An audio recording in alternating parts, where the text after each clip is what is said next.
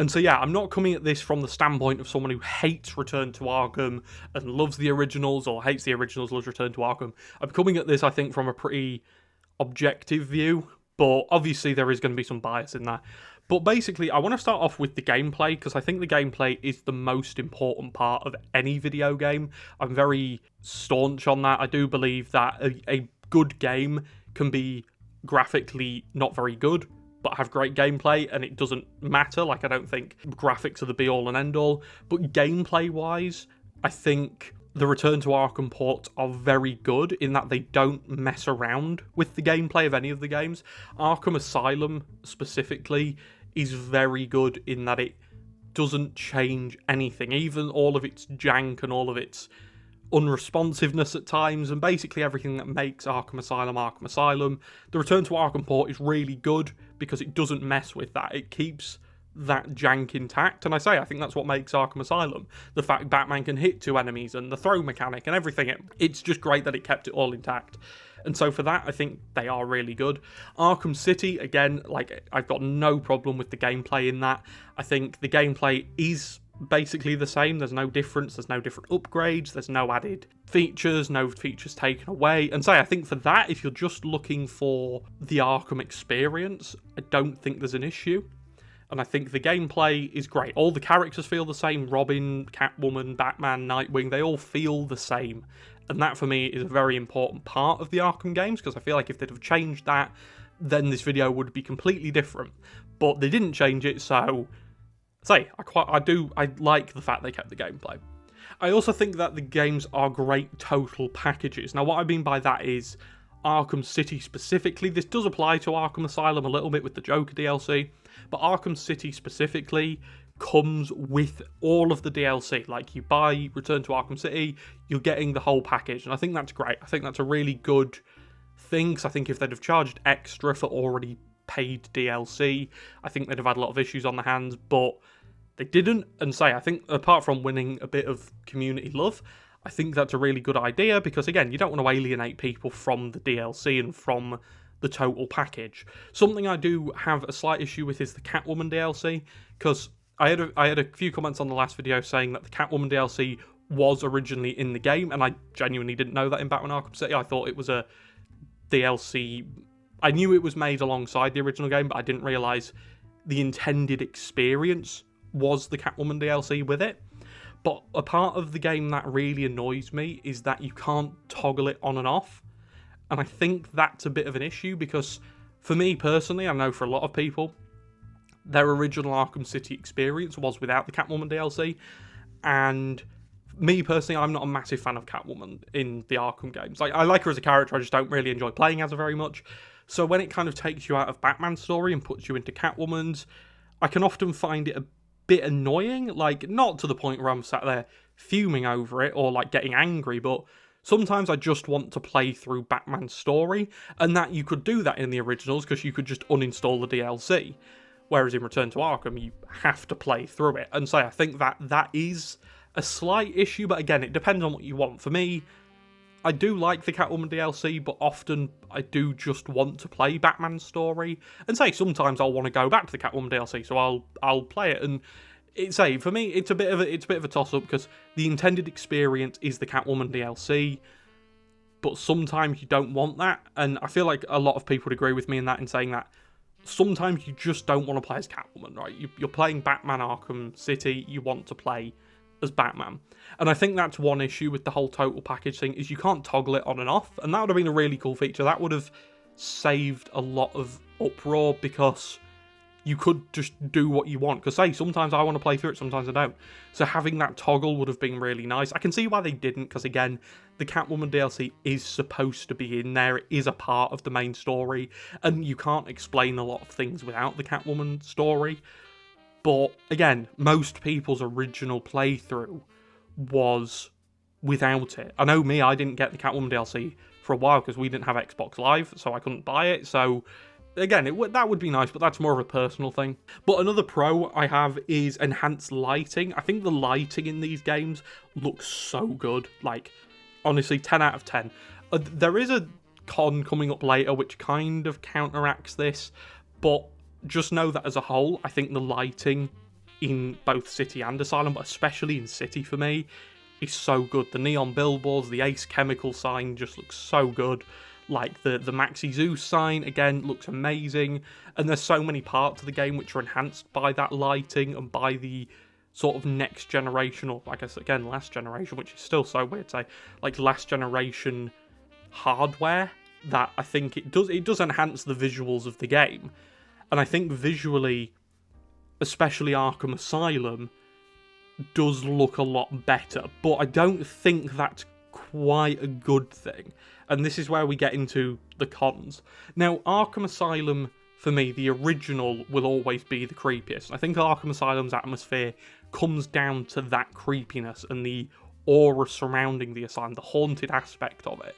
And I think Return to Arkham Asylum, to a certain extent, took that away because it looks nicer and everything just looks a bit more clean. Like, everything looks a bit more polished, and say that is because of the better graphics, and I'm glad they did update the graphics because I think that's a really good idea.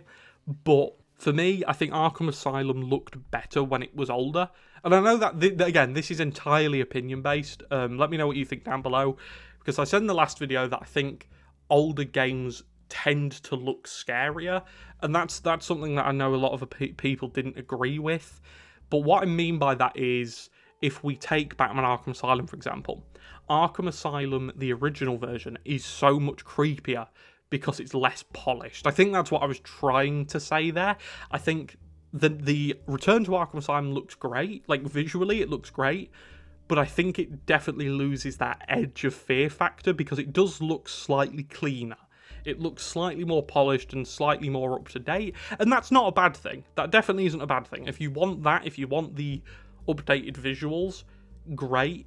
But I think the enhanced lighting, which again is what I was saying earlier, this point kind of counteracts the last thing. But again, just know that I think the enhanced lighting's great. I'm so glad they updated it all, because again, some of the lighting in the older versions just didn't look right. And I think generally, as a general thing, the lighting does make the games look better, but it just makes everything look a bit clearer and a bit better. And like I say, I know that's a good thing to remaster, but at the same time, I think it can take away from that horror.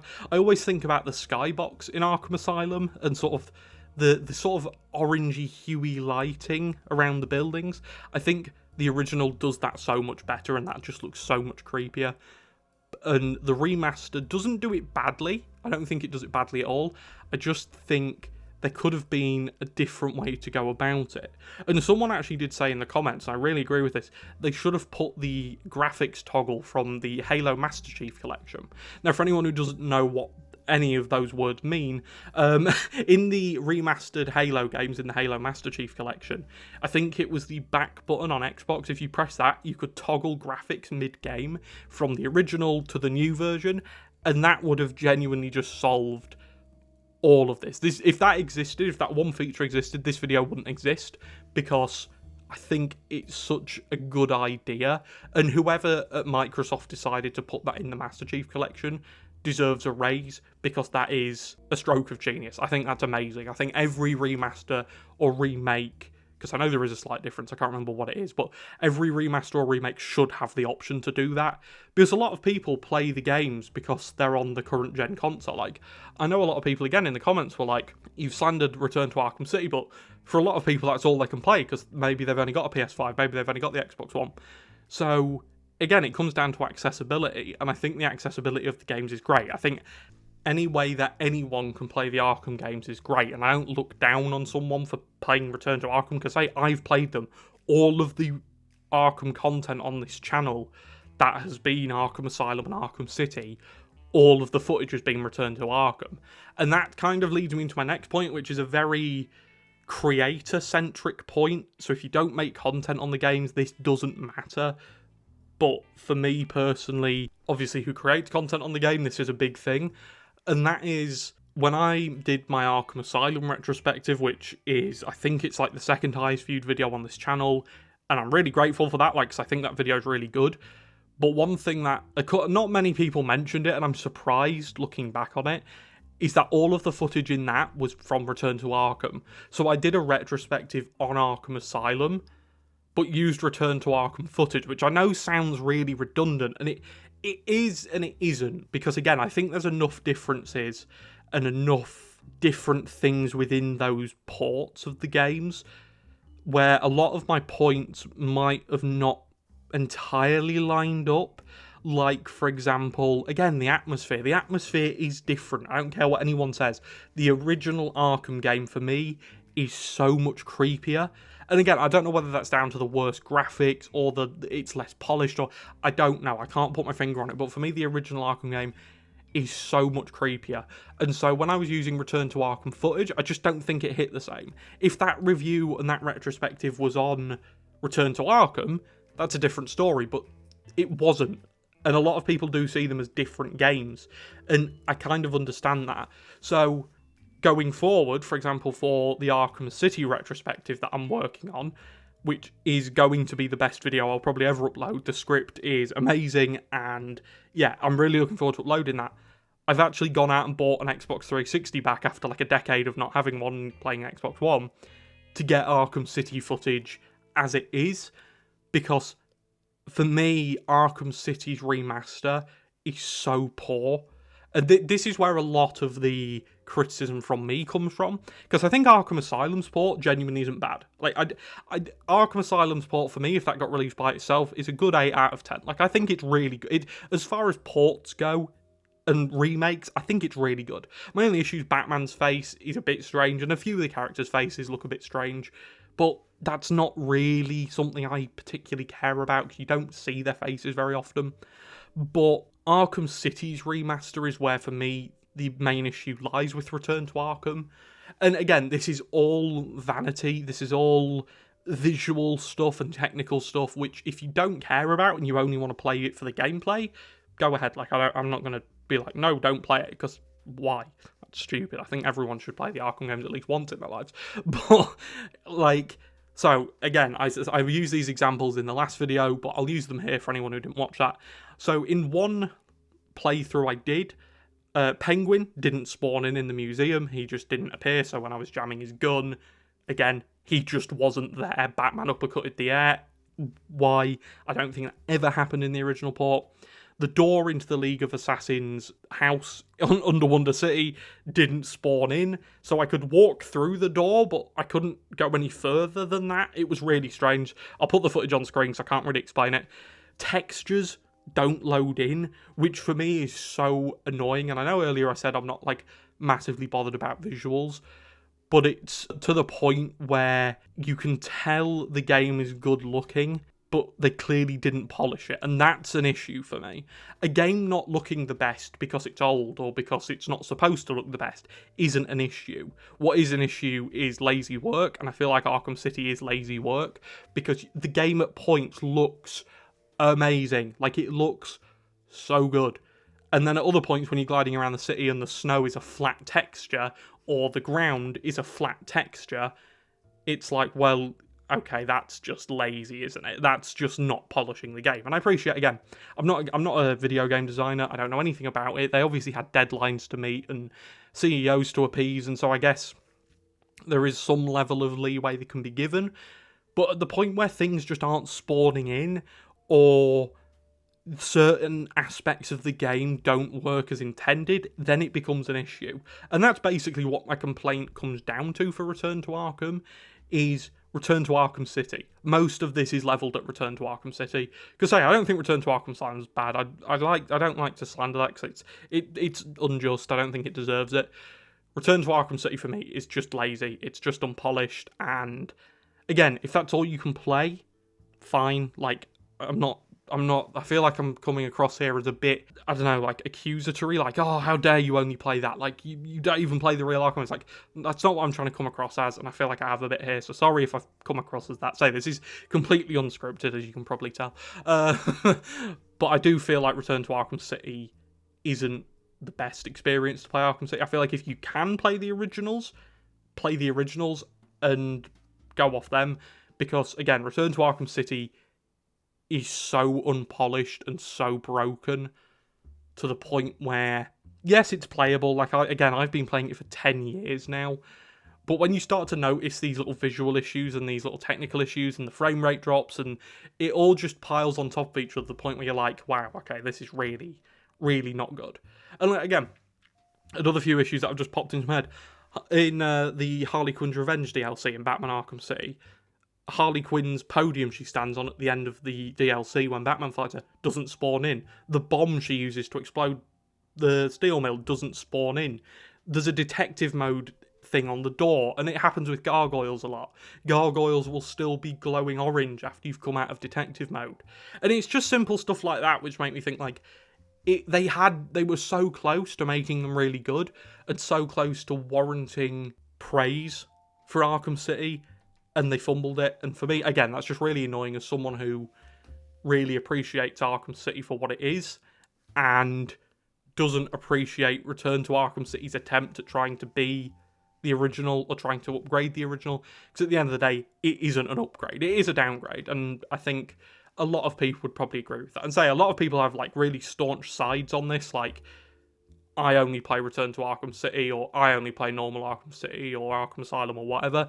And for me, I'm kind of on the fence, because for accessibility, yes, the Return to Arkham ports are better, but I think if you're going to play them as a first-time Arkham player, play the originals. Like, obviously, if you've got access to them, or if you have a friend who has a 360 or a PS3, or you can download them on PC, I implore you to play the originals. And say, I know a lot of people watching this won't be having that issue, they'll have already made their mind up. And say, I'm not trying to attack anyone here. This video I probably got a bit pent up at, but it's something that I've really kind of been affected by these last few months of uploading content, is I'm starting to realise that Batman Return to Arkham City specifically is genuinely an embarrassment, and I hate it. No, I don't hate it per se. No, I do hate it. I'm not going to try and backpedal. I hate it. I think it's awful. But say, Return to Arkham Asylum's fine. And that's the video, really. That's all I really wanted to talk about. I know, again, this video might have been a bit rambly, but I think I got all my points across relatively okay. As I say, these ramble videos are kind of... They're a nice break for me, because I do a lot of scripting behind the scenes that you guys don't see. A lot of my job, is it weird to call this a job at, like, under 3,000 subscribers? A lot of my job on this end of the camera, or the microphone, I suppose, is scripting. Like, say, the Arkham City script I'm currently working on for the retrospective that I literally 2 weeks ago said wasn't ever coming out, but is coming out because I've thought some really cool ideas for it, and say this can be a really cool video. But that video is at like 22,000 words at the moment, and Protocol 10 has begun. Like, Protocol 10's just begun, and we're at 20,000 words. So there's still like another hour left of gameplay, there's all the analysis and whatever. So yeah, long video, and say I'm really hoping you guys enjoy that when that's out, because I'm really looking forward to getting that out, because it's something that in total I'll have been working on for about 6 months, obviously with breaks in between. But yeah, so there's a lot of work going into that, and so say these videos are a nice way for me to just make content. So again, that's what I'm here to do. Like, I enjoy making content, make discussions with you guys, because again, a lot of you guys are so much more knowledgeable than me on these topics, and so I learn a lot from you guys, and that's really great. Like, again, I'm all for learning about things. I like learning sometimes when it's about things I care about, that being Batman Arkham and Batman as a character. That's another discussion for another day. But yeah, thank you guys for watching so much. Hit the subscribe button if you made it this far, like the video, and I'll see you next time when we enter Batman Arkham City. Goodbye.